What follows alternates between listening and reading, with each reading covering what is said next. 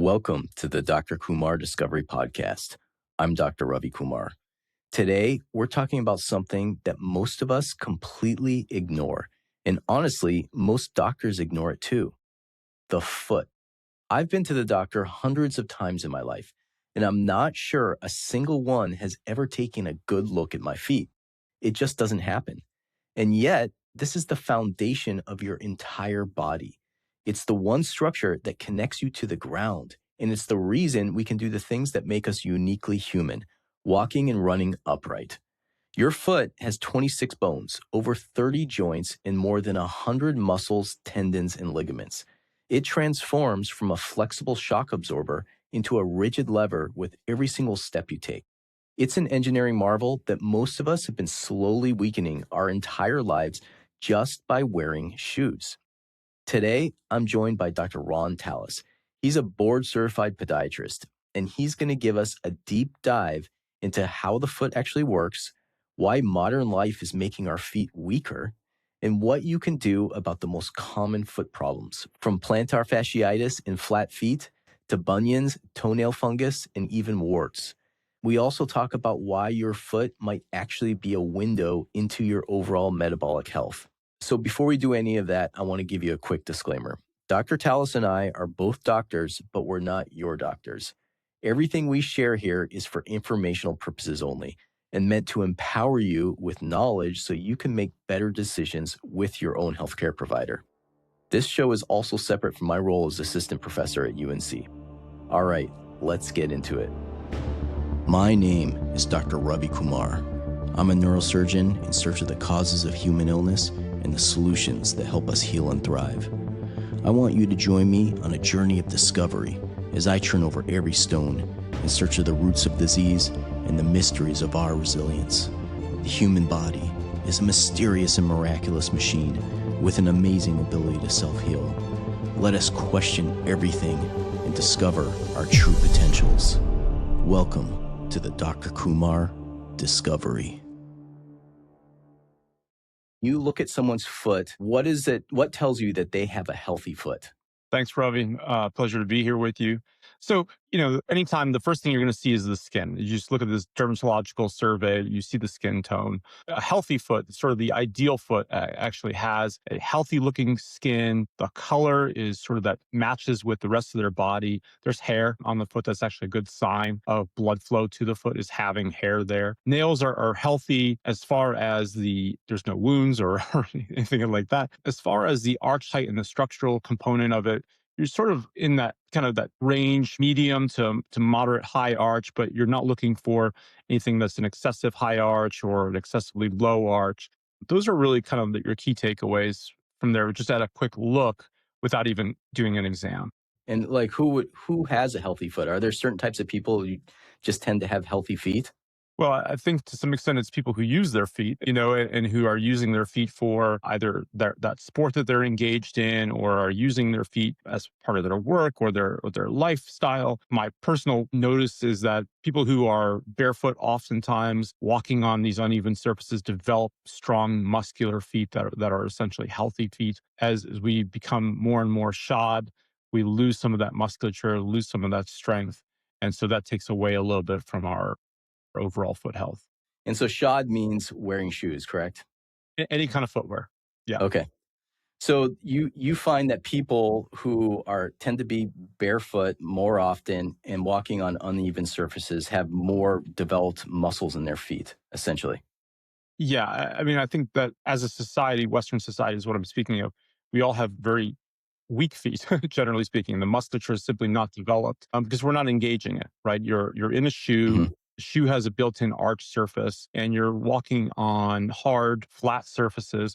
So there's just very little opportunity to gain that musculature from a day-to-day basis. Whereas if you take a person who grows up in the Caribbean, let's say on sandy beaches, that foot looks totally different. It has just a musculature to it and health to it, for sure. Yeah. So when someone is barefoot and they're using the muscles in their feet, what does it do to the shape of the foot? Does the foot change shape, or does it change the way it is, or is it just beefier? How would you describe it? Yeah, that's a great question. So it's not clear whether or not that really influences arch height. I mean, there's certainly the idea that as the musculature on the bottom of the foot becomes stronger, more robust, it pulls in those metatarsals. These are the bones behind our toes. It pulls them in and it accentuates the arch. But that's kind of a little bit controversial whether that actually does that job or not. But you certainly do see these developed muscles on the foot that you can just sometimes look at and see.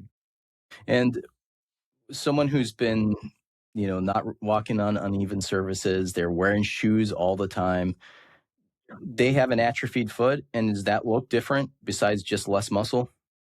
No, I mean, I would say that the biggest difference is that they're going to feel it in a different way. It doesn't necessarily look different, but they're going to notice these signs of fatigue and their weakness effectively in many ways because their feet are going to be sore throughout the day. So they're just had not had a chance Okay. to develop that structure.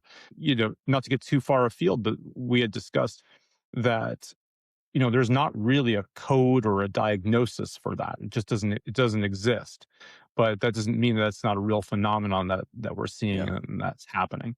But back to kind of the look and the structure, I think it's really just more that there's going to be some things that are just this is what their foot type is going to be. That's hereditary. Some people are going to be born with a high arch. Some people are going to be born with a low arch. But certainly, you're going to see that accentuation of that type. And certainly, as our tendons weaken, specifically, I'm talking about the posterior tibial tendon. This is the tendon that's on the inside of your ankle. As if that weakens, then you have effectively a collapsed arch, and that is a very profound look. That's an unmistakable look and pattern.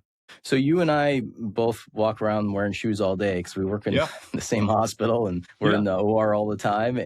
Uh, do we have weak feet, you and I? probably. I mean, I think we do compared to what we could be. you know, Okay. and certainly what our ancestors were like. You Yeah. know, And if, does that affect our health? I think it does. I mean, I think it changes the way that we balance, the way that our posture is. Certainly, as we um, get more sore throughout the day, and our feet are tired, and we kind of stop, and we can't do the things that we want to do. I think there's a role, and that plays a part in it for sure. So let's talk a little bit about the architecture of the foot because it's truly a marvel of evolutionary engineering. The foot has got a ton of bones and a ton of muscles. Maybe you can talk to that. And it's designed with a very specific function that makes us excellent walkers and runners. Can you tell us about how the foot's designed and how it helps us be human beings?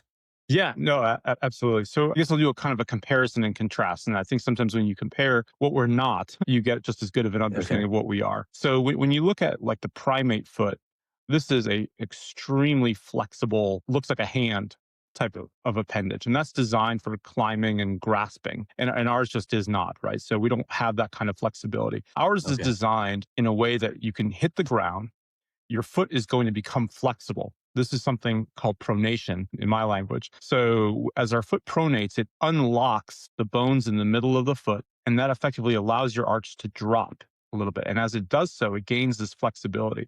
And we want that. Pronation has kind of sort of become this bad word, but it's actually a normal part of the gait phase. So, as our midfoot unlocks, this is the middle of the foot, it unlocks and it allows the foot to become flexible. That's by design so that we can accommodate terrain, so that we can adapt to our ground. And then when you want to push off and go and run away from that saber-toothed tiger, you really need a rigid lever. So then we supinate, the foot twists, the heel twists, and that locks the middle of the foot down. And now we have this rigid lever to push off of. So our foot goes from a mobile adapter to a rigid lever. These are common terms that we would use.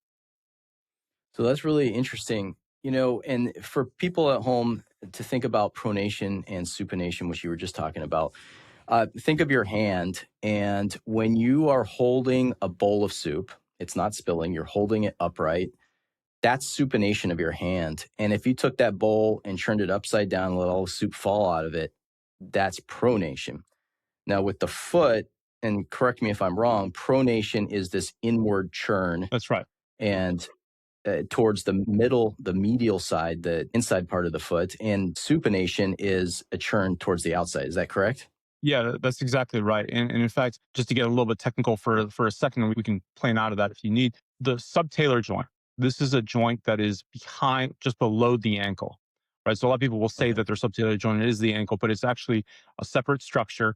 There's two bones, talus and the calcaneus, and the motion is actually triplanar, meaning it's moving in three different planes.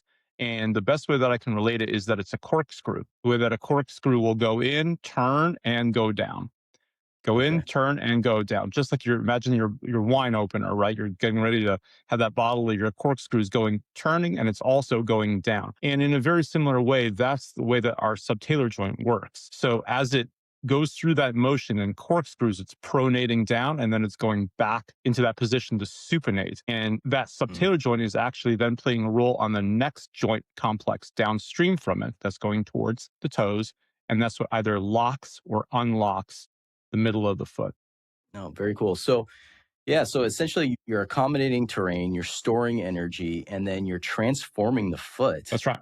to launch off, and it becomes a very efficient mechanism for bipedal walking and running, it sounds like. Oh, absolutely. And that's something that primates don't have, right? So primates are effectively are not going to be able to lock their midfoot. They don't have that locking mechanism. Every joint has an axis, sort of like a hinge of a door has an axis where the door is going to swing through. That's how it's going to move. What happens is you have a few joints in that middle of the foot. When their axes are aligned, when they're parallel, then you have flexibility.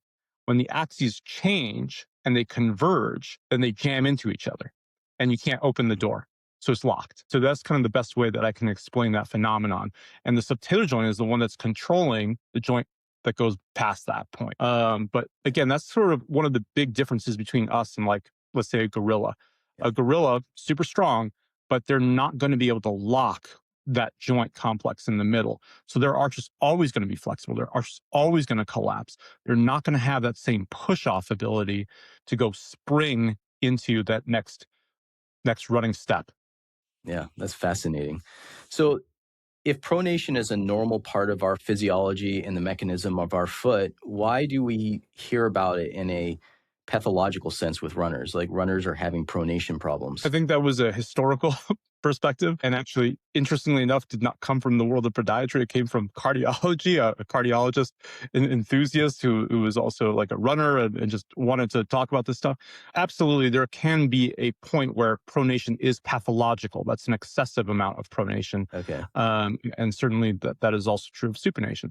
But we need pronation. It's part of that normal gait cycle, and same with supination. But it's Yeah. also created a genre of shoe wear and a merchandisable thing, right? Something we can sell you. We can sell you a product that reduces your pronation because that's evil, right? So it's marketable in that way. Here's the problem. The problem is pronation, and we can fix it with this device. You just have to, fork out $150 for it. So I think a lot of that idea and that rationale comes from the marketing of that, rather than the real science behind it. So, someone goes Yeah. to a running store and they say, "Hey, you're overpronating." Should they buy a $150 shoe, or is there something else they should be doing? Well, I think the cost of the shoe is sometimes inversely proportional to the overall health and the quality. And sometimes the more technology that you put into these shoes, the less it's going to do for you. But I think that people are often talking about the motion control. That's a big one in the running kind of circles in the shoe world. You want a motion control shoe, and the motion that they're referring to is excessive pronation. It's Okay. just basically got a built up surface that stops a deeper heel cup effectively, Mhm. all the things that are designed to kind of stop your body from pronating in. And so I think that for the right foot, let's say a person that really does have a pathological amount of that, I think that's very reasonable. I'm not saying, oh no, stay away from that. I just think that it's certainly marketed as like the thing you absolutely have to have, and that's certainly not true for any of us. I'm not Yeah. pushing a brand. It's really more of just a fit. And for most of my patients, that comes down to trial and error. And sometimes we can look at it and say, okay, this kind of makes sense for you, but really it's fit, it's trying it out, going for a run, it's a test run, and you kind of just figure out what your body's going to do and how it responds to that shoe. Yeah. And you've told me in the past that you thought that shoes were essentially casts. And I'm talking like a bone cast. And if you've ever seen someone break a bone, they put a cast on so the bones don't move so they can grow together. And in that 6-week period of having that cast on, even a kid's muscles will atrophy significantly. It is like remarkable how much atrophy there is when you don't use a muscle. And if you saying that the shoe is essentially a cast your prior comments about being shod weakens the foot.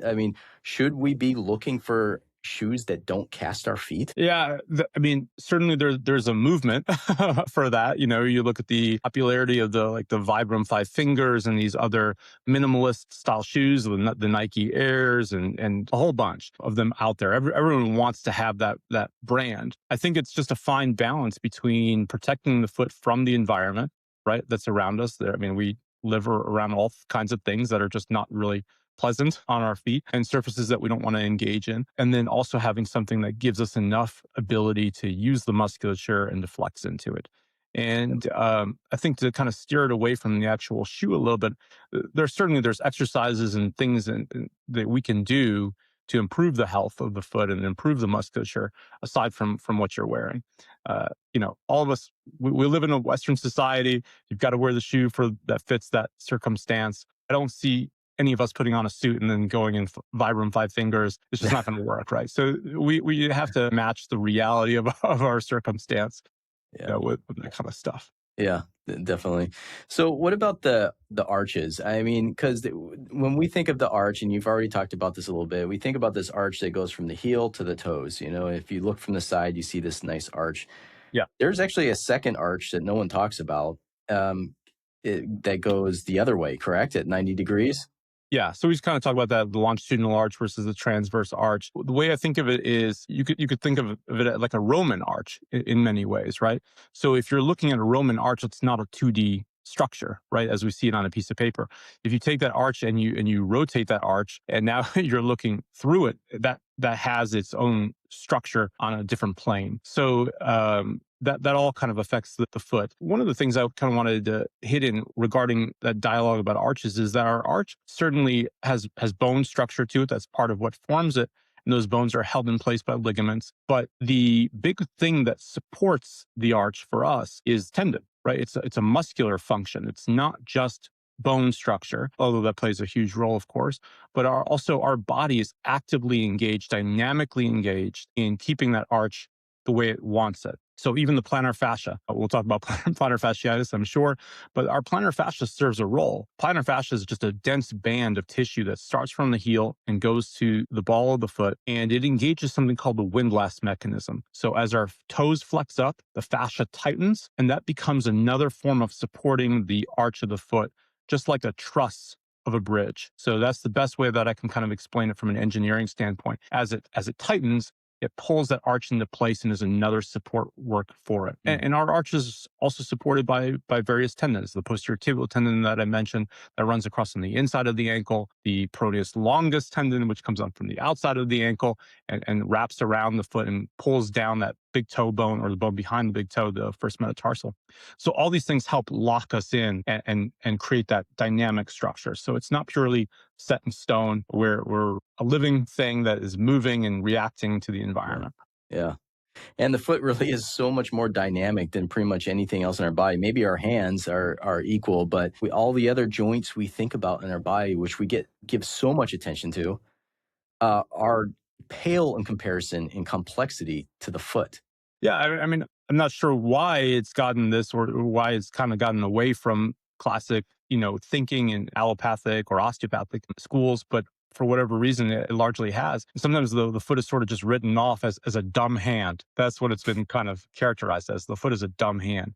Maybe it's the opposite. Maybe the hand is a nerdy foot. I don't know how to describe it, but I think that it has, for whatever reason, kind of lost a lot of study. It's only now starting to come back and be more looked at critically. Like, how does this interact with our overall athleticism, our overall posture, and our health? Yeah. Because I've been to the doctor, hundreds of times throughout my life. I'm a doctor myself, and I don't know if I've ever had a doctor look at my feet, honestly, because I've never had any bad foot problems. I've never had, athlete's foot or, toenail funguses or things that you would normally probably ask your doctor to look at your feet for. So in the general examination, no one says, okay, let's take a look at your feet. It just doesn't happen. Yeah, I think that down your alley, it's certainly part of a neurological exam, right? A comprehensive neurological exam. There's signs, the Babinski exam and others. Mhm. These are just ways of understanding whether a person has some connective issue, neurological issue that changes our foot reflexes and structure. But it's a big deal, and it's actually a huge deal for our patients with diabetes and other protective sensation related issues where their doctors sometimes are not looking at their feet. And that's absolutely something we encourage, especially if you have diabetes. You got to take your shoes and socks off every doctor visit. Just make them look. Yeah. Hey guys, if you're enjoying this podcast or it's helping you, please help me get it out to the rest of the world. All you need to do is rate and review it on Apple Podcasts. Share it with a friend, post it on Facebook, and that's basically it. The algorithm rewards engagement. Every review, every mention puts this show in front of someone who's looking for clear, no nonsense health information, the type of information that I'm putting in these podcasts. So thanks so much, and let's get back to it. So let's talk about plantar fasciitis because you mentioned it just a second ago. And this is a very common complaint when people have problems with their feet. What is plantar fasciitis and what causes it? So plantar fasciitis, the itis kind of suggests inflammation, right? But interestingly enough, we've never really found inflammation in that area. So in many ways, it's absolutely a misnomer. Really, the structural things that we see that I think most people in my field would agree on is that the fascia does become thicker in people with chronic plantar fasciitis, usually 5 millimeters or greater in thickness. That's determined by ultrasound or other imaging. And also, certainly, it's less rubber bandy, less springy, less flexible in that way. And then a lot of it is just simply by the patient's kind of history and report, and certainly by physical exam. So palpation, pain with palpation directly under where that heel, where the plantar fascia inserts into the heel. That's a huge one. We think of that as plantar fasciitis unless proven otherwise. That's really kind of what it is. It's characterized mostly by heel pain. Patients will say, doc, first steps in the morning are extremely painful when I first get out of bed or after I've been sitting for a long period of time. Any kind of just pain right there in the heel is going to be most likely plantar fasciitis. And then certainly as we go through the pain in the arch, and I think this is sort of where I am differentiating, and my colleagues don't often do that, but I think that's where I think a lot of our pain is fatigue of those small musculature in the foot rather than a classic plantar fasciitis. Again, there's no diagnostic code. We can't bill the insurance company for fatigued feet. So that gives rise to sort of maybe the overclassification or the over-diagnosis of plantar fasciitis. Okay, so do you think all plantar fasciitis is just weak feet? No, I mean, I think you look at people that have a structurally quite normal foot, a healthy foot in many ways, but then there's a wear and tear component. Our bodies will calcify some of that tendon and tissue. It becomes less flexible. It becomes less healthy. Certainly, you can have a traumatic injury to the plantar fascia. That's happened to some famous athletes as they step back forcefully and then the toes are flexed up, will cause a sudden tear within the fascia. That can absolutely happen and is quite painful. So I don't think it's purely a lack of strength and conditioning, but I think certainly that plays a role.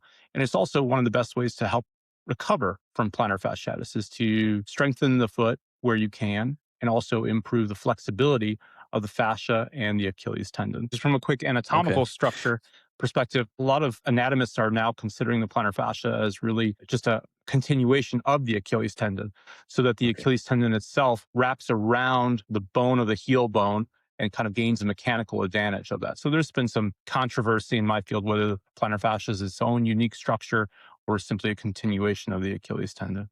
So is the function of the plantar fascia to basically flex in the foot? Well, the plantar fascia doesn't have musculature, right? It's not a muscle in itself, so it doesn't have that pull of it. So either the plantar fascia is acting as an extension of the Achilles tendon, as it pulls on the heel and then it pushes the foot down. So it forcefully pushes that foot down and helps improve the mechanical advantage of the tendon. That's quite possible. And also, as I had mentioned earlier, there's that windlass mechanism.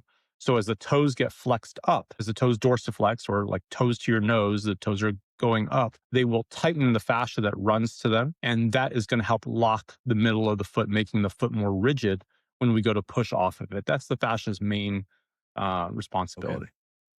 So the reasons behind plantar fasciitis are either wear and tear, degenerative changes like calcification. It could be weakness of the foot, putting too much stress essentially on the plantar fascia. Is that correct?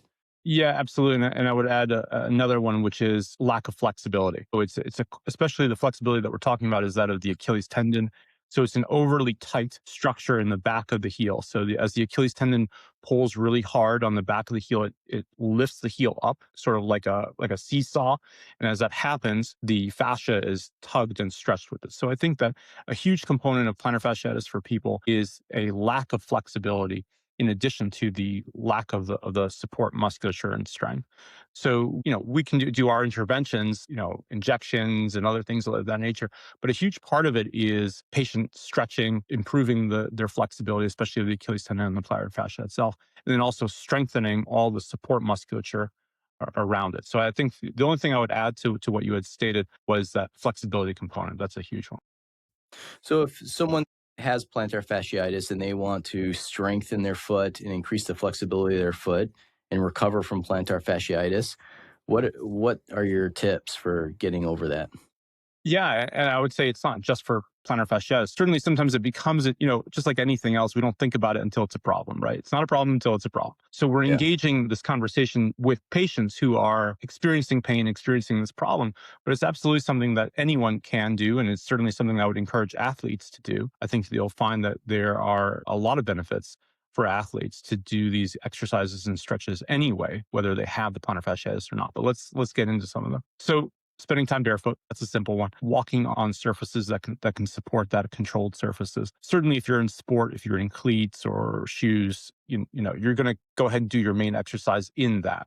But then if you have the opportunity to do a cool down on a controlled surface like turf, field, or grass, or anything like that, or sand, I think that's hugely beneficial just to engage that musculature. But for the average person, the neurosurgeon, let's say, who's been standing on their feet all day doing a case, and then if they can go home, some simple things that they can do. One, get barefoot. If you can spend time with one foot balancing on a pillow or a soft surface, I think that's fantastic. That's a great exercise to do, because as we lift up that other foot and keep that in the air, we're asking our other leg, the down leg, to engage all these muscles and also build these neural connections, right? So our body is not just about how strong we are, but it's how fast these muscles are firing in relation to the stimulus around us, right? So as we're trying to achieve balance, that's a great one. And certainly by standing barefoot on a pillow, one leg at a time, you're going to gain that because your body's going to have to achieve that balance quickly for you.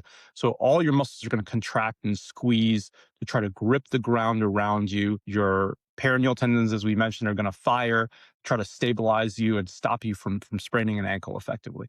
So do that safely, maybe with a chair or a wall nearby that you can do. But certainly as you build inability, a thing you could do is go from just standing on one leg to then doing that with your eyes closed. Now you're taking away the visual component of this, right? You're not getting this visual feedback anymore about, hey, how do I need to balance? Now you're just letting your body just think about it and perceive these small changes in balance. And you can certainly add other fun things to it, like bouncing a ball and catching it while standing on one leg, right? So now you're responding, your whole upper body is moving. And so as that axis changes, as that center of balance changes, now your foot has to catch up and respond quite quickly. So that's a great one. I don't think it's coincidental that certain tribes in Africa, as a test of a warrior's ability to become a warrior in these various tribes, you have to do a prolonged period standing on one leg. I think it's just fascinating that they've somehow understood that there's this balance component, this neuromuscular development component to that. But other exercises, certainly just even if you're seated, watching TV, relaxing, you can be barefoot and have a towel in front of you. And so you're just effectively practicing with your toes, crunching up that towel, bringing the towel up to you, only using your toes to engage those flexors. Those are the muscles that bring the toes down. You can do that. That's huge. Picking up things with your toes, all of those kinds of things. And the more you can use your foot, the better. So, if someone has plantar fasciitis and they start doing these exercises, should they expect improvement just by doing these flexibility and strengthening exercises you're talking about? I think for most people, they probably will. I think that most people probably will gain some relief through stretching. One of my favorite stretches that I teach and do myself is getting up against a vertical surface like a wall or a door and putting your foot up against it and allowing that surf in your body's weight to kind of push everything up, dorsiflex it. You're stretching the Achilles tendon, you're stretching the fascia. So for many people, it will get better just with that maybe some ice, some massage, and sort of kind of becomes a periodic thing that's just kind of, okay, I got a little bit of a pain here and then it goes away. I think it's for those where it doesn't respond, then intervention from someone like me is the next step. Yeah. And then say someone did that and they come to your office and they say, Dr. Talis, I've tried your strengthening and stretching exercises. I'm not getting better. What would you do for them? Well, first line of treatment, I think, is an injection. So I'm a huge fan. I know some people are, I'm sure there are people who are listening to this, or any other professional would say, oh, God forbid, we hate injections or never do steroid injections. There's all these side effects. I haven't found that to be the case. I think if you deliver an appropriate dose of steroid and you're delivering it appropriately, meaning it within the deep tissue, you're careful not to place that injection superficially. We just don't see those kind of side effects from that injection. So I think it's a wonderful initial line of treatment that really is not curative though, but it breaks the cycle, right? It stops this cycle of what's happening. It's almost like a reset button. And then it allows the patients to get deeper and deeper into their stretches and into their things that they're going to do to really heal it for themselves. Let's talk about flat feet, Sure. because that's another big one Yep. that you hear about all the time and people complain about all the time. What is flat feet and what kind of problems does it cause people?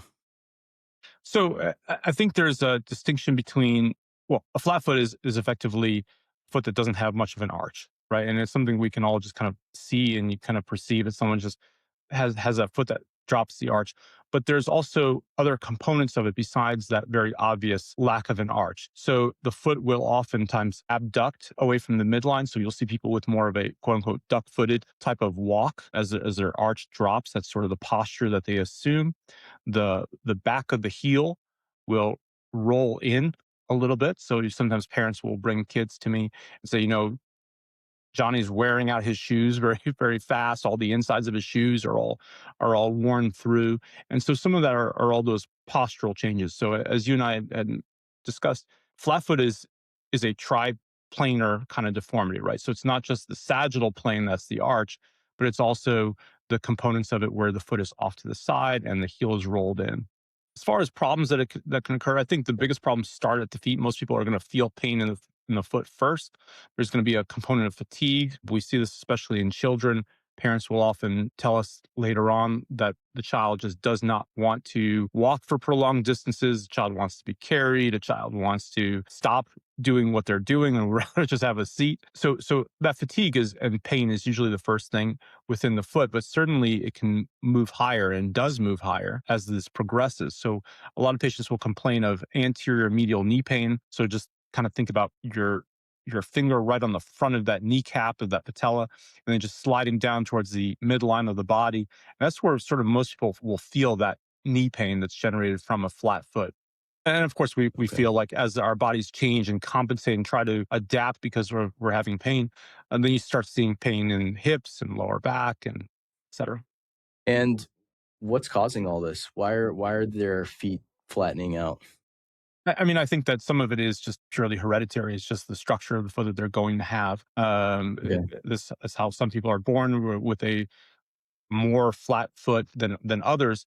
But absolutely, when people are noticing that, hey, I used to have a great arch, and then all of a sudden now I don't have an arch anymore, right? So that's a big change, right, for people, especially in their 40s and 50s, when all of a sudden they go from a medium to reasonable arch, and now all of a sudden they don't have an arch. So that is oftentimes a dysfunction of the posterior tibial tendon. That's one of the major tendons that support the foot and the arch specifically. Okay. So what's happening to the tibial tendon? Is it weakening? And It's weakening. okay. Yeah, absolutely. It can have a tear within the tendon. It's weakened in some way, shape, or form. It's simply no longer doing the job. So there's um, changes within the tendon itself, a tendinopathy, where the structure of the tendon can become calcified. It can become or split, right? Like if there's a tear within the tendon. Most commonly, these tears are not transverse tear, but most of the time these are longitudinal tears. So the way I kind of describe that is it's not like the rope has been torn all the way. But you can think of a rope that started to fray down the middle. So these strands of Mhm. rope are just kind of fraying off the middle of the rope. And that has effectively weakened the tendon and not allowed it to continue its function of pulling. Right. And so in kids, you mentioned it's from them just not walking a lot, having their parents carrying them around all the time. And in adults, it's this posterior tendinopathy or posterior tendon tears. Is that correct? Children with a flat feet, with a symptomatic flat feet, will often not engage in behavior. Okay. It's not the lack of engagement that causes the flat foot, but rather it's the flat foot that causes the lack of engagement. Right? They don't want to they can't keep up with their peers. They can't run and play to the same extent. So it's the structural change which is going to start driving their behavior, not necessarily the other way. But certainly, as we have all seen in the medical field, an increase in childhood obesity, and as kids are getting bigger and bigger and less healthy, in other ways, that's absolutely playing a huge role in their feet. So with kids and adults, the loss of the arch is usually from weakening of the posterior tibial tendon, Often, yes. or could it be? Or it's a Okay. hereditary structural thing. So you can have children that are born with joints that are fused together where they ought not to be fused together. That's something that we call a coalition, right? So it's just these two bones that are supposed to meet, they're supposed to articulate and become a joint, are fused together in some way, either cartilage or bone or fibrous. And what that creates is a structure that is oftentimes overly gaining towards a flat foot and puts more stress on the surrounding structures and tendons. So for those people who are developing a flat foot, they're probably seeing their shoe size go up. Yeah, They're noticing exactly. that their arch is disappearing. What can they do? Can they do exercises to strengthen their posterior tibial tendon and restore their arch height? I think in the earliest cases, yes. In the very early cases, that's correct. I think that there's a little bit of strengthening of the foot that can happen. And again, gaining flexibility of the Achilles tendon, that's a huge driver of these things. So in the earliest cases, the mild cases, yes. In severe cases, especially if the foot kind of has changed and has locked into that pattern where it is a rigid flat foot, not a flexible flat foot, but a rigidly flat foot, then that's not really going to be easy to treat at home. So that's when you come see Okay. somebody. And with someone with a flat foot, can they still be an athlete? Yeah, absolutely. I think that we've somehow made it seem like it's inherently a pathology, but I think it's just more a type of normal, right? So our population for just about everything follows sort of this bell curve. About 80% of us are going to be sort of in that middle. 10% are going to have a really high arch. 10% are going to have a really low arch. So I don't think I don't want to come across and say that that is the end all. It's a pathology in itself. It's just a type of normal. It's the ones that are rigidly flat and that are symptomatic that need treatment. One of the bigger studies in my profession came out of the Canadian Army. It was a huge study called the Canadian Army Foot Study.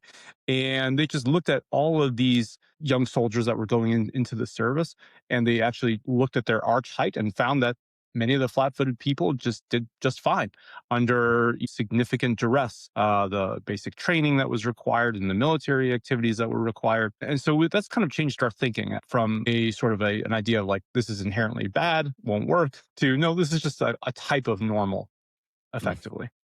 That's interesting because does the military still not allow you to enter if you have flat feet? Well, it's interesting because, I'm also former military and I was a military podiatrist. So I am uniquely qualified to answer this question. When you go to a medical exam, as every person who's going into the military does, there's sort of these key things that they want to see. And the military is checking for more flexibility issues and strength issues. So they'll ask applicants to walk kind of on their heels, holding their feet up. That's checking the strength of the tibialis anterior tendon. They're asking them to walk on their tippy toes, checking for that ankle. And they are looking a little bit for arch height as well. And so I think that in extreme cases, where you see a hyperpronated foot, sometimes that will get kicked back. But there's such a huge range. And certainly I've treated so many patients in the military with flat feet that you kind of wonder, like, hey, maybe they're not screening so well here. And we've seen high performers with flat feet, people who are in special forces, special operations community, doing unbelievable, difficult things, and they have flat feet and they do just fine. So I Okay. think that there is as I said, that it's more of a type of normal rather than pathology in itself. Yeah. Okay. Very cool. Well, let's talk about bunions. Sure. For those of us who don't know what a bunion is, can you explain it? Because I know everyone's at least seen a bunion. Yeah, absolutely. So it's the bone behind your big toe. So if you're imagining your big toe, the bone behind the big toe, called the first metatarsal, has splayed out to the side away from the other toes. So it's now becoming almost more reminiscent of the primate foot in many ways. So is that a kickback to our, to our older days? Maybe. But the first metatarsal is splaying out to the side. And in doing so, very tight tendon is pulling the big toe in. So then you get that L shape or that triangular shape that's created. And therein is some of the problem. So that's effectively what a bunion is. And there's a lot of angles that we look at and we try to classify everything, of course. So the angles that we're primarily looking at are angles between the first metatarsal and the second metatarsal. And we're also looking at the angle of the big toe onto its first metatarsal. So those are major angles that we're looking for and trying to classify the severity of the deformity, if you will. As far as how does this happen and why do people get it, it's overwhelmingly hereditary. Someone has given people this foot type. It's overwhelmingly hereditary. But certainly there's things that we do or that could potentially exacerbate this, right? So any kind of tight shoe that points the toe in, and now every step that you take is pushing the metatarsal out to the side relative than pushing the toe straight back onto the metatarsal. That could potentially increase the bunion. Athletic activities, ballet is a tough one for feet, for young developing feet, especially given the amount of point work and the stresses that are going through those feet. There is a component of a traumatic bunion that certainly has been reported in the literature. I've personally treated several traumatic bunions that can happen because of a weakening of the tendon on one side that has allowed the tendons to overpower it. And then you get that sort of that deformity, that change over time, but overwhelmingly hereditary condition. As far as what happens, a Okay. lot of people are purely asymptomatic. You can have a bunion, maybe you don't like the look of it, but it doesn't bother people. It just doesn't change their day-to-day experience. And then other people are just complaining of significant pain from the bunion. And that pain is mostly coming from the fact that we are wearing shoes and there's a nerve that crosses right over that first metatarsal over the bump. And that nerve is getting pressure put on it between the shoe and the bone. So it's sort of between a rock and a hard place, right, Yeah. for that nerve. And so that's some of what makes them symptomatic. And so do you consider it a disease state or do you consider it a natural progression for some people? Yeah, I think that people come to me and say, okay, I have a bunion. Should we go ahead and do surgery on it now? And I said, well, does it hurt? Does it bother you? And they're like, no, but I see it. I don't want this to get worse. And so I'll usually steer people away from surgery in those circumstances. So I Okay. think that if it occurs and it is asymptomatic and it doesn't hurt and it doesn't bother people, then I would just absolutely leave it alone and certainly not treat it like a pathology. I think for those people where it is detracting from their quality of life, they can't wear shoes, they can't do athletic activity, they can't do the exercises they want to do, all those kind of things. Then that sort of becomes an indication to try to treat it. So for most people, will a bunion prevent them from doing performance activities like No, mountain climbing, no. sports? No? Okay. I think for most people they actually tolerate it relatively quite well. I sort of have Yeah. I have a biased population, right? Because the people who are coming to see me are those who are coming because it bothers them for the Right. most part, right? So there's sort of this selection bias in terms of what I encounter and what I engage in. But I think a lot of people have bunions and not all of them are getting surgery. Not all of them need surgery, and they seem to be doing quite well. So it's not something that I would just look at and say, "Oh, sorry, you're screwed." Not quite that to that extent, right? Okay. So if you do have a bunion, it's not bothering you, should you wear a different type of shoe to prevent it from getting worse?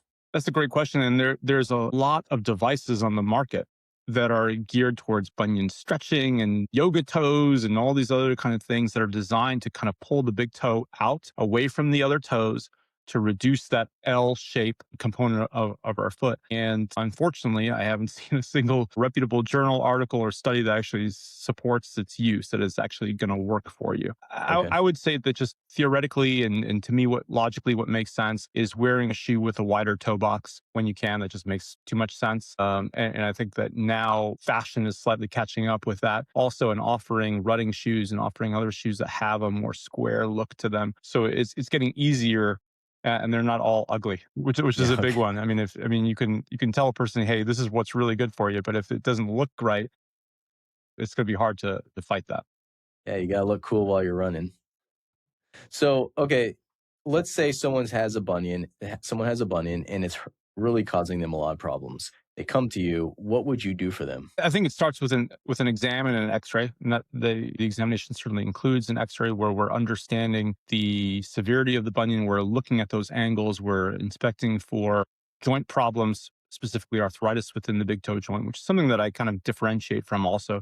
So my profession tends to differentiate between arthritis in the big toe versus a bunion. And not every bunion is arthritic, and certainly not every arthritic joint is a bunion. So those two are somewhat different. But Okay. for people who have bunions, I think the first step is getting a shoe wear change, right? It's just a behavioral change. It's changing the shoes. It's trying a bunion pad or a shield that can be worn on the toe to prevent friction from the shoe hitting that nerve that we mentioned. I think those are the big ones that you can try, in addition to, of course, using some ibuprofen or Tylenol or whatever you need for pain control, soaking your feet, massage, all the basic non-surgical stuff. I think it's that when those things fail, then we have a pretty serious conversation about surgical intervention. And what is the surgery you do for a bunion? There are over 100 described bunionectomies in the literature, which when Okay. you see a number like that usually tells you we don't know what's the best one to do. Okay. If there was just one absolutely best, there would not be 100 described surgeries out there, Yeah. which there certainly are. And I think that also the market is driving a little bit of this too. So as every medical supply company wants to introduce their newest screw and plate technology and their newest way of doing it. Right now, that's kind of that mercantile driving of the medical practice, unfortunately. But I Yeah. think what all bunionectomies have in place to some extent or another is we're trying to realign and narrow the forefoot to some extent. That kind of has to get done. You're trying to get that metatarsal back in line with the other metatarsals, one way or the other, and you're trying to get that big toe to be in line with its metatarsal so the joint becomes congruent. Those are the big ones that, regardless of the way you're doing it, that has to get done. Is it considered cosmetic surgery, or is it something that's covered by insurance? Typically covered by insurance when patients meet the criteria of pain. If it's Okay. painful and if it's changing their lifestyle and impacting their quality of life, then it's no longer cosmetic. In most cases, will be covered by the insurance. And I can tell you that from personal experience, people do quite well with bunionectomies, and they are able to regain a very high level of functionality that often, is improved from where they started with, right? I mean, they're coming in pain. They can't do the things they want to do. And I've just anecdotally found that many will come back and say, gosh, I wish I had done this 5 years ago, or I wish I had done this, even sooner. All right. Well, let's transition over to dermatological issues with the Sure. foot. And this is something you mentioned at the very beginning. When you look at a foot, the first thing you look at is the skin. And there's a lot of things that go wrong with the skin of the foot. It's probably the most abused patch of skin on our whole body, honestly. Yeah, I mean, I can't think of any other patch of skin that has that constant contact with the earth. Yeah. With its, I mean, yes, there's a medium between us, a shoe in most cases, but nothing else is go. You're not asking any other part of your body to hit the ground with 2 or 3 times body weight through it, multiple steps or running. I mean, Yeah. it just doesn't happen. So I think it's an incredibly developed structure for sure that unfortunately does get prone to certain problems. So, some of the more common ones that patients will seek help for are fungal infections. That's a big one. So, fungal infection of the toenail, and also of the skin in general. So, we could just call the a fungal infection of the foot just for ease.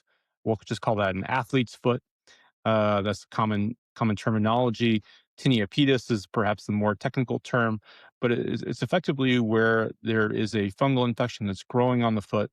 This will be characterized sometimes by a white, shiny kind of look in between the toes. People will see that. And also, it can manifest itself as a white scaling on the bottom of the feet very oftentimes. So people will sometimes look at that and say, oh, it's just my feet are dry. I just have dry skin. But it's actually the fungal infection that's causing that look. And unfortunately, the treatments are very, very different. So as they as they believe that they're treating a dry foot, they're actually feeding that fungus and making it worse in many instances. So, how will they know if they have dry feet versus athlete's foot? I think that some of it is a clinical look. I think also things characterized by the itching, and that it really just doesn't resolve with basic lotions and things of that nature. It might look it for a second, and then it comes right back. So I think those are the big takeaways there. Okay, so what is the yeast or the fungus that's causing athlete's foot? Is that tinea pedis or is that the name of the disease? Yes, there's different varieties of it. Certainly, there are some that are higher virulence or more pathological than others.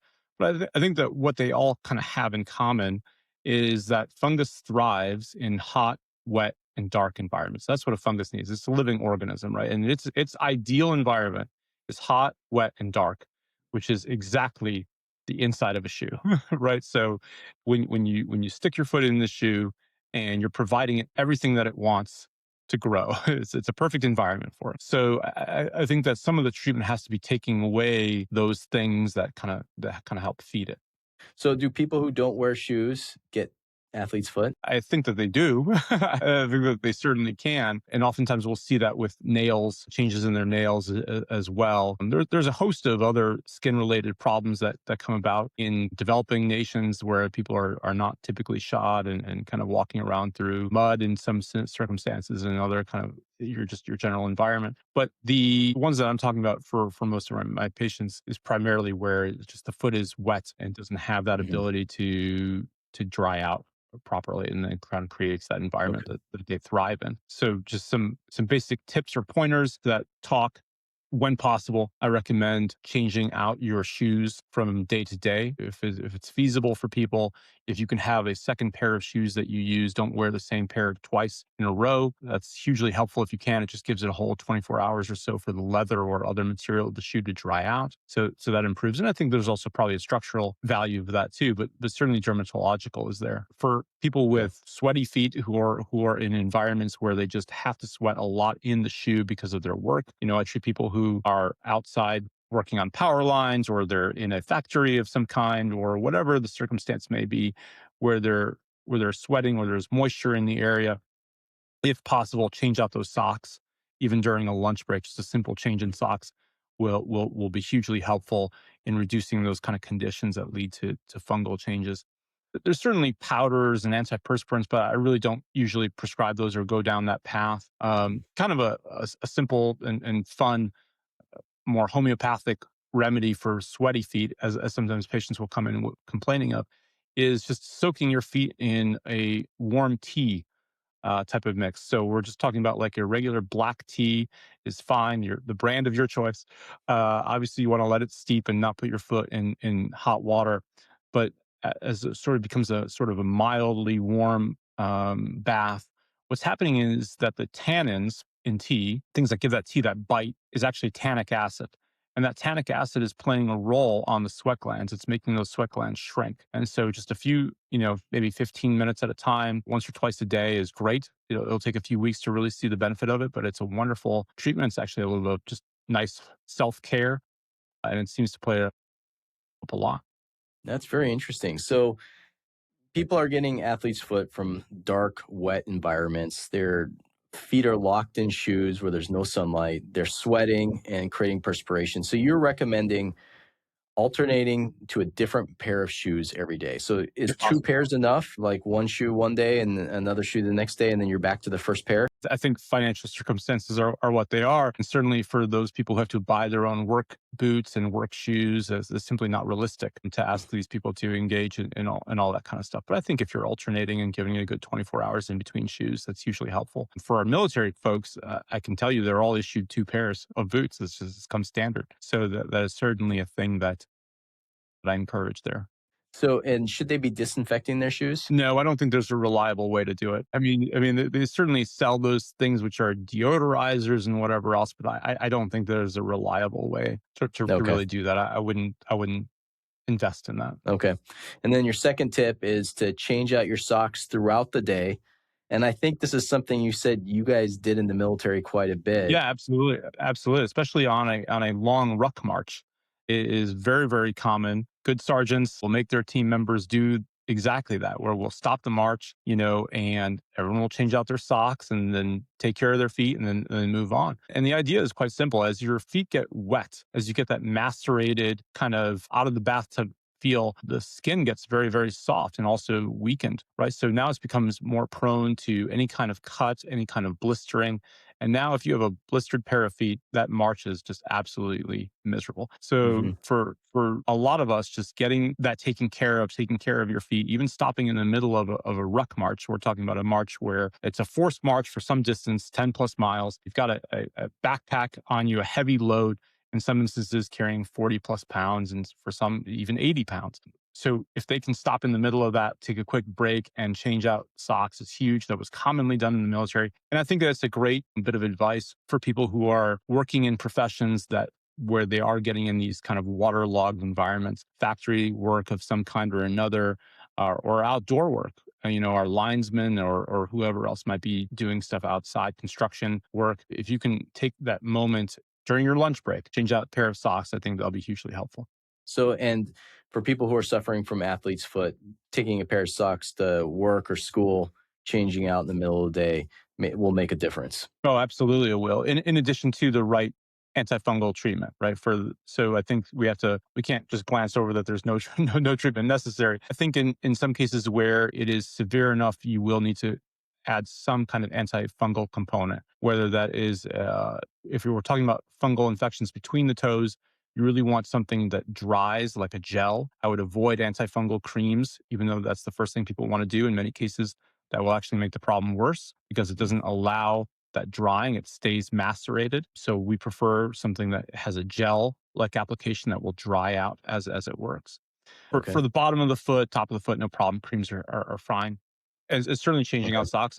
And just on that topic of socks real fast, a little bit of material matters as well. So ideally you want to find a sock material that is naturally wicking, that wants to Okay. pull moisture away. So these tend to be more of the natural fibers like cotton, like wool in many circumstances. Whereas when you go with the synthetic fibers, you tend to have something that does not wick away at all and it just traps that moisture in. So, someone with athlete's foot, changing your shoes every day, changing your socks throughout the day, using antifungals if indicated, and then using also the socks should be wicking, natural materials. And then the last one is tea, soaking your feet in black tea once or twice a day to reduce the amount that you sweat, which indirectly reduces Yeah, your exactly right. That's propensity exactly for right. athlete's It's the foot. tannic acid that seems to play a role and affect those eccrine sweat glands somehow. It's really interesting. That's very interesting. No one's ever told me that. Soak your feet in tea, and I think most people have had athlete's foot or something similar at some point in their lives.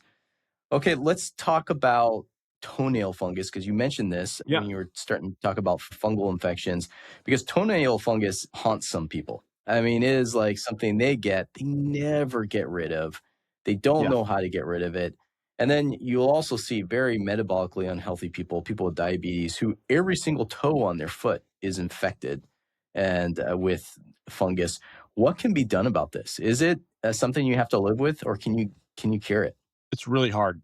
It's really, really hard to cure. And the longer it's been there and the more severe the infection, the more embedded it is, the harder it is to cure, for sure. I think when you catch it early, where it's sort of more superficial, it's just sort of a color change, something doesn't look quite right. Okay, the nail maybe is a little bit more brittle. In some circumstances, we can cure those fairly reliably. But as it gets really rooted in, oh my gosh, it's tough. I mean, it's really a challenge to get rid of.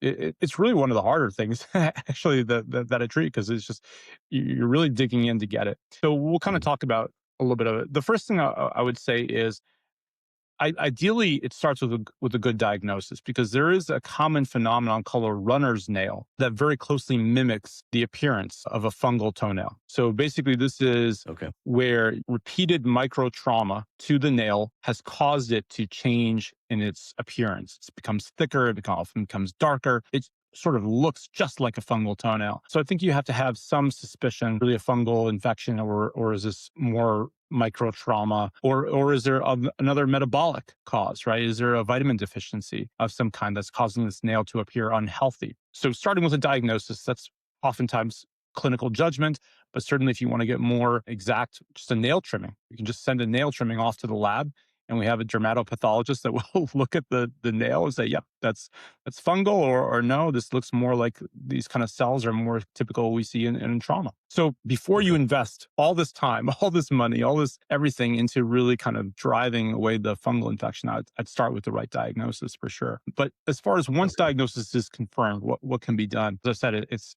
really a challenge. There are topical nail lacquers that have plus or minus some success. I would say the more superficial ones are definitely a great way to start with these lacquers. We've gone through so many different types and variations of them. I find that the best ones for us have been ones that have oleic acid in them. And what's interesting about that is not just an antifungal component, but they also have oleic acid. And this acid helps the antifungal component penetrate through the nail itself, through the nail plate. So Mm.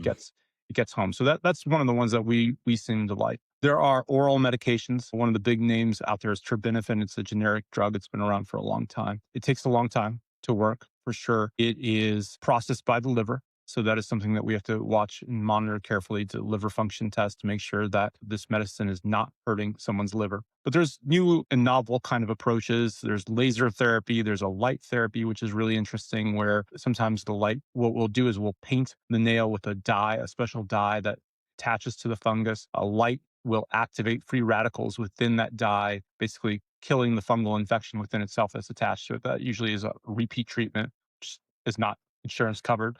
So, so that's another thing that you kind of have to counsel people on, sort of the costs of these treatments. And of course, there's some people who just don't want to have toenails anymore and would rather have a surgical removal of the toenail in such a way that it doesn't grow back. They're just so sick Okay. of the density and the changes to the nail. So if you, let's say you want toenails, but you don't want toenail fungus, can you have the toenails removed, treat with an antifungal, and have the nails grow back normal?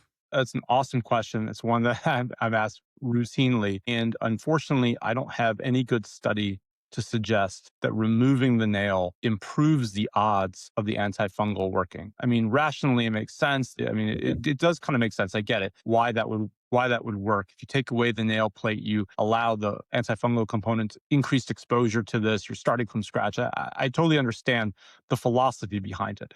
Unfortunately, I don't know of a single study that's proved it, that actually shows Okay. that there is efficacy in these things that are improved by removing the nail first. And so if we can avoid taking off a nail, it probably should.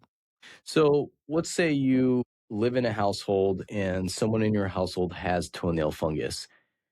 Can you catch it from them? And is there anything you can do to avoid it if it is contagious? That has been theorized. Again, I don't have proof of this. I mean, it stands to reason, right? I mean, if you bring this organism into the house and sharing showers and bathrooms, all these sort of intimate spaces and such, it makes a lot of sense. I don't have a study that confirms that. My thought process is I'm a huge fan of, for patients, especially who have other kind of conditions, is white socks. And I say that so that the sock can be bleached. It helps kind of take away some of that fungal burden, and just kind of practicing normal hygiene around the house. I think all those things help, and probably are just your best shot. So right now, let's say your best advice to someone who, let's say they just have one toenail, it's got a fungus, they hate it, they want it gone. What is the best thing for them to do right now? I think depending on the severity, either topical or oral Okay. antifungal or a combination of thereof. Many of Okay. them are very conducive to that, to combining oral and topical therapies at the same time. And that's probably where I would start. And how long does that take to eradicate that infection? Months and months. I mean, Months. you're not going to Okay. see those changes. Minimum 3 months, and in many circumstances, it's much longer than that. Okay, let's talk about warts because I don't know if I've ever met anyone who hasn't had a plantar wart. Or if they haven't, they probably had one, they didn't know about it. So, what are they? I mean, because you hear about warts and you think, oh, is this a fungus? What is this? Why is it happening? And how do you get rid of it? So warts are primarily a viral lesion. So it's a viral infection, and the virus sort of makes a home for itself and creates all these environmental changes for itself, for its own benefit and value, right? And so what do they look like, and how do we differentiate them from calluses? Typically, warts will change the skin lines. So sometimes you'll see skin lines running right through a callus, and that's just sort of normal. But then when you see sort of the obliteration of these skin lines, there's often a dark dot right inside the lesion itself. These kind of look like that. And for most of us who are seeing this as clinicians routinely, it just has that look, right? It just sort of looks like a wart. And again, we can certainly biopsy it to confirm that is what it is. And it's interesting that I've often found that there is a psychological component to this as well, where people who are under stress and duress of some kind or another do seem to manifest skin changes more. We know that that happens in other parts of the body as well. And I trained in New York City, and there was the particular phenomenon where these guys who were working on the stock exchange just all had this plantar wart on their heels. And we just sort of jokingly referred to that as a stockbroker's wart. Yeah. So I think that I think that there's a component really of stress. You see it a Okay. lot in teenagers, and there's just these changes, and our body's manifesting that stress in different ways. So it's human papillomavirus, right? This is the group of viruses that are causing warts. Same group family of viruses that cause genital warts and cervical cancer. There is a HPV vaccine for cervical cancer that both boys and girls can get. If you get that vaccine, does it have any effect on plantar warts? I have absolutely no idea. I, I have no idea. It's a phenomenal, interesting idea. It's really an interesting question, and I don't know it. I'm not sure that's even been studied. Obviously, the vaccine was really pushed specifically for the cervical cancer risks, right? That was Right. the big one. It would be fascinating to then go back and look at that data. Like, hey, by the way, what percentage of this Yeah. population did get warts or came back to a podiatrist's office or a dermatologist's office Mhm. for plantar warts? That would be fascinating. Yeah. And they're very different. Just so the audience knows, you can't get a genital wart can't infect your foot. Your foot wart can't infect your genitals. They're all HPV viruses, but they have very specific requirements for where they infect skin on the body, essentially. Epithelium on the body. Yeah, I think that's the perfect explanation for it. So for me, when I'm treating these things, a lot of it is trying to harness your body's own immune system to try to attack the virus and get after it. And so one of the best ways that, of course, there's other kind of like homeopathic remedies that you might look up online, like duct tape or whatnot, trying to put the duct tape on it, or just which I think is really just sort of getting our body to recognize that there's something there that it needs to fight off. For me, one of my favorite treatments in the office is a product called Cantharidin, or sometimes called Cantharidin. Interesting history here. This is the derivative of a blistering beetle, right? So these beetles out there that are found in nature will lay this kind of acid on their larvae to protect their larvae from other pests and other attackers. So it's a defensive mechanism. But when we encounter it on our skin, it creates a blister, as the name blistering beetle implies. In doing so, it harnesses your immune system. It tells your immune system that there's something there. And now we're sending all these white blood cells into the area to attack the wart. And what's so interesting when we treat sort of these clusters of warts is that very often if you get that mothership, that first wart that kind of started it all, oftentimes after that, you'll just see all these other warts just turn black and just kind of like fall off. So it's as though our body has developed the antibodies that it needs through this process by harnessing the immune system to do it. Cantharidin has been around for thousands of years in human history, from ancient Chinese medicine to ancient Egyptian medicine, and is in some circumstances even considered an aphrodisiac.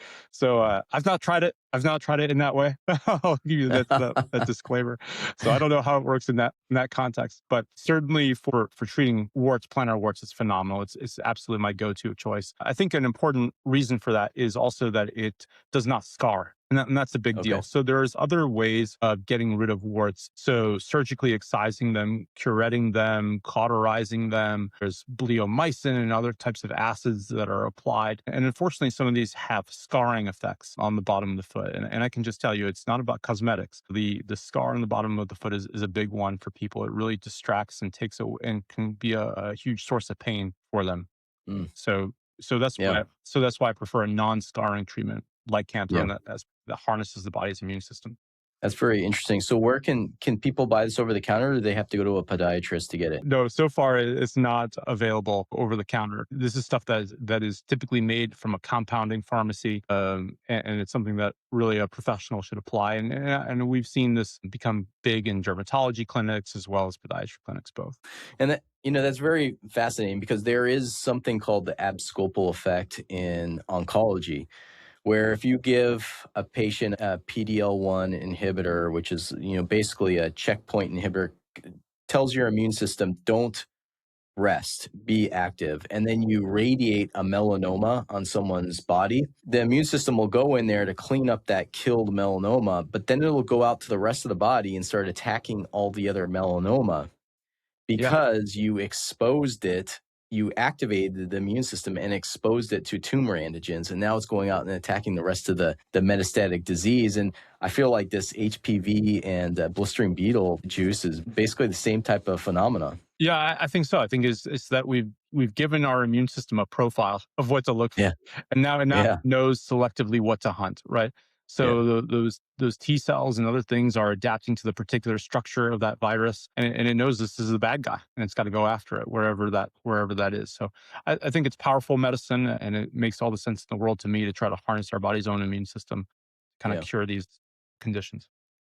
Okay, let's talk about heel cracks. And not everyone has had these. I have had them, and they are crazy painful, but they only happen in the summer when I'm wearing flip-flops. And I'm wondering, why does this happen and what can you do about it? The only solution I found was wearing shoes. And can you explain like what's going on here and what someone should do if they have heel cracks? Absolutely. I think to exactly kind of like what you said, again a moisture issue, but this time a lack of moisture. It's more common in the summertime. Everyone's wearing flip flops, which are just notorious for that. You're sweating, but the air is drying that sweat around you, and it's drying that skin very rapidly, and so that's causing our skin to react in that way. Sort of like you kind of videos or pictures of a dry, cracked earth baked under the sun, and that kind of a phenomenon. So I think that's what's going on there. As far as treatment, look, I think what you said is perfect. If dryness is the problem, then rehydrating, kind of solves that problem. And in many cases, lotion or other kind of moisturizer in the area, even if it's a simple like Vaseline or CeraVe based type of thing, is totally fine with socks and shoes. And very often the problem goes away. I think we become more involved when it's more severe. Fissures are deeper. There's cracks beyond dermal layer that are extremely painful. I think sometimes we'll try to shave those down and plane those down to reduce the amount of surface area that is going to be cracked. And also other home remedies. These ones that just don't get better, believe it or not, even something like crazy glue works fantastically well. And I have to be careful saying that as a practicing provider, but it's true for some of these heel fissures that just don't get better any other way. These tough glues work phenomenally well, where you just kind of hold the skin edges tight together, and that glue creates a seal around it. I'm careful in saying that. Okay.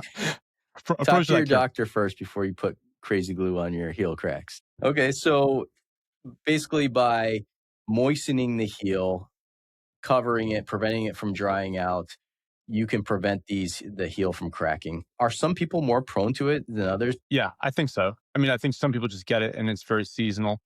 Okay. For many people, for sure, and it's Okay. the shoe we're driving it. And also, as we discussed Okay. before, there could be a fungal component to it as well, right? Something that is drying out that skin in Oh, that area, causing these fissures. So there's that also. I think okay. it's got to be a clinical judgment call there. Yeah. And what about the thickness of the callus on the foot? I mean, why do some people have very little callus and others have a lot of callus? Also, a tough question to answer. I think that there's two reasons. One is purely dermatological. Some people are just going to develop callus more than others. So that becomes the skin itself, right? That is just some people Yeah. can develop callus in a way, and their callus can be harder. This is how you're born, and this is what your skin is going to do, kind of a scenario. What's troubling is that when you look at particularly calluses that grow in, so we call these IPKs since we're irretractable plantar keratoma, which is just a fancy term for saying a callus is really, really dense and is growing into the skin rather than covering a surface area of it. And very often those are formed from pressure. So part of my job is trying to understand, is this purely dermatological or is there a pressure issue that's happening where a person is overloading one particular area of the foot because of a bone change or a gait change or something is happening where there's a tremendous amount of pressure going in one hot spot and your skin has to adapt to protect itself. And so it's hardening in that way and creating the callus. And one other thing I wanted to talk about, and I'm not sure if this falls into the dermatological category, but it's ingrown toenails, because this is something I imagine you see a lot, and they're Yeah. crazy painful when you get them. Is there a way to prevent them? Well, first of all, why are they happening? What's actually happening? Is there a way to prevent them? Yeah, I mean, ingrown toenails are a big part of our practice for sure. Our foot grows nail from a tissue called the matrix. And so that's right behind the cuticle of the nail, where you could think of this sort of that proximal nail fold, as we would call it. And that is the germinal tissue where nail is going to grow out from. So nail doesn't just grow from the front, it's growing from the very back, and the nail is being pushed out. So Mm. your newest nail, and people don't often understand that, so your newest nail is at the very back, and then your oldest nail that's getting pushed out is towards the front. So in some circumstances, we will have nail and matrix tissue, that's where the nail is growing from, that's on the sides and it's growing underneath the skin. And then it's sort of like nail you can't really see. And then as that nail grows, it is growing into the skin. So now we have this situation in our body where a structure that's meant to be outside the body is growing into the body. And our body does not like that, right? So it creates this whole inflammatory process around that.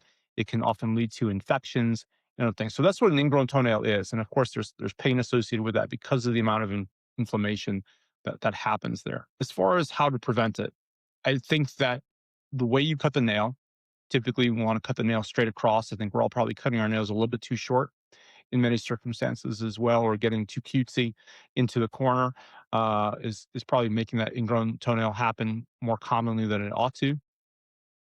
Certainly, there's structural changes that can happen. I don't think it's a coincidence that I see ingrown toenails more commonly during pregnancy. For pregnant ladies, their feet are swelling. They're also carrying more weight, of course. I think all of this is playing a role in the ingrown toenail. It's also very common among preteens. And I think some of that is, again, hormonal changes that are changing things for those kids. But it's also maybe somewhere in that line of thinking where the kid is kind of too old to let the parent cut their toenails for them, but they haven't quite figured it out yet for themselves. So they're sort of in that interesting junction during maturity. So I think that happens as well. But of course, it can happen to absolutely anybody. If you're at home and you have an ingrown toenail and you're not sure what to do, I think the best thing you can start to do is soak your foot in warm water and Epsom salt. It's a great home remedy that you can try. Try to push the skin edges away from the nail and reduce inflammation in that regard. And for many people, that works, and it works very well. It's for those that is not going to work and become really quite painful, then you need a trip to come see us, and we'll take care Okay. of that for you. So what are you going to do if they come and see you? Well, I hate to say it now because no one's going to want to come in after they hear this. No, so typically we'll numb the toe up. So it's a local anesthetic that's given to the toe. It numbs up the toe. And then we're cutting the border back all the way to the very back of that proximal nail fold, which is far, far, far farther than you would want to do at home for yourself. And many people try to do these kind of things for themselves and they don't get anywhere near where they ought to.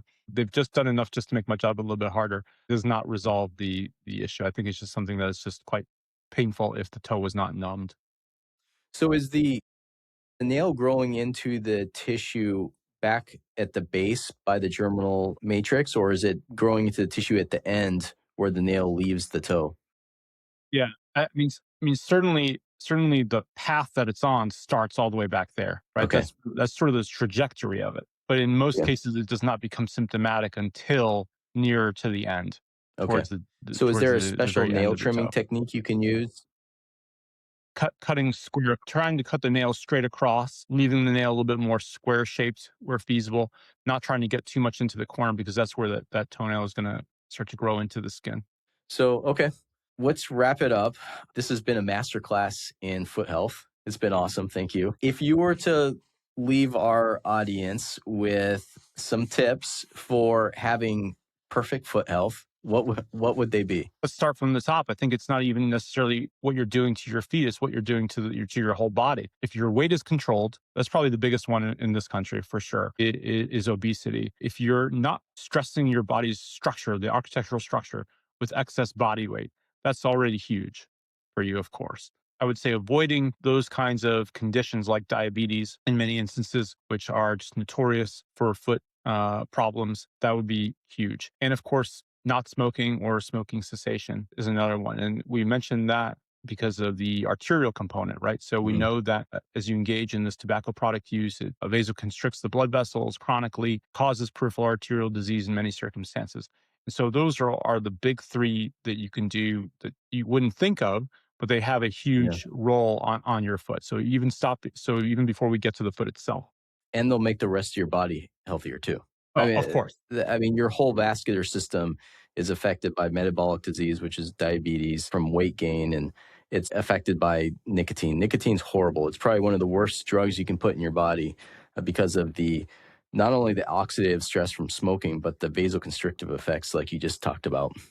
Yeah, I mean, look, it's not a coincidence. I mean, all these things, your general health is going to manifest itself everywhere, and especially the foot. And what's interesting is a lot of times I'll have patients that will come in and will notice a problem with their toes. Right, the toe is darkening or dusky or very cold or something's going wrong, and that leads us to do further evaluation. And it's not surprising that patients who have peripheral arterial disease, we're talking about bad blood vessels in the extremities, also have coronary artery disease, right? So Mm. the same blood vessels are affected very similarly. So in some cases, the foot becomes, I guess, the canary in the coal mine, right? The kind of the first sign that there's going to be a problem later on down the line Yeah. in terms of our vasculature and other places. I mean, that's very interesting. The foot is essentially a window into metabolic health because of its location in your body and how it would, like you said, be a canary in the coal mine. Well, and exactly to continue the canary in the coal mine analogy, it's because the blood vessels in the foot are smaller, right? They're Hmm. further from your body, from your core, and they're also smaller. So they're going to get affected by these various diseases first in many circumstances. But that doesn't mean that there's not disease further on down the line as well. We're just going to see it more clearly, and it's going to manifest itself in a more obvious way, sometimes Yeah. in the toes. Okay, so you said take care of your metabolic health, don't smoke, lose weight. Let's say you've got a fit athlete and they want the healthiest foot so they can be Yeah. the best performing at whatever sport they're in. What do they do? Portion of your workout, not all your workout, but a portion of your workout, a cool down or whatever you need to do, some form of plyometric exercise barefoot on a controlled surface. Barefoot. It would be hugely helpful. So, I mean, look, you're not going to get a football player to do an entire practice barefoot. It's simply not safe. I mean, you've got cleats. I mean, there's a Yeah. reason for that, right? So, and depending on the sport and bicyclists and all this other stuff. So, some of what we do just has to be in a shoe. But if you can have some time towards the end of a workout, whether it's the end of a track workout or the end of any kind of practice, where you're actually doing some of these exercises, some of these drills barefoot, this can be hugely helpful in developing that musculature and those small muscles and their fast and their speed with firing as well. That's a big one for sure. Okay, that's fantastic, and I think that's kind of like this overarching theme that we've seen for years now since the book Born to Run came out is that listen, we have this foot that was designed for a purpose and it wasn't designed to be in a shoe. It was designed to be in contact with the earth. It is our one connection to this earth because we're bipedal. We only stand on two extremities. The fact that like you said, we're shod all the time. We need some barefoot time, and it'll make your foot healthier as long as you get that. So I think that's really cool and very interesting. Thank you so much for coming on the show. This was fantastic. The audience wants to get a hold of you or see you as their doctor. I mean, how would they get a hold of you? Premier Foot and Ankle NC.com. You can look us up on our website. That's probably the simplest way. As you know, I'm in North Carolina working with you and other great docs in Pinehurst and other places. So webpage is probably a fast way to do it. And certainly we can help encourage a link there if they want. Okay, and do they need a referral to come see you? Depends on their insurance. and, Okay, and I hate to say that, but that is the yeah, truth. Some insurance plans allow for patients to see a specialist without a referral, and other plans don't. And so yeah, it really okay. becomes an insurance driven conversation. Well, thanks so much for coming on the show. It was awesome. Cheers. Really, take care. Okay, so I hope you enjoyed that conversation. Dr. Talis is an incredible wealth of knowledge. And I think this episode really drove home a point that most of us have never considered. Your foot is the foundation of your whole body, and we've been neglecting it as a society in general. A few things that really stuck with me are one, our shoes are basically casts they're weakening the muscles in our feet every single day. 2, something as simple as spending part of your workout barefoot on a controlled surface can make a real difference.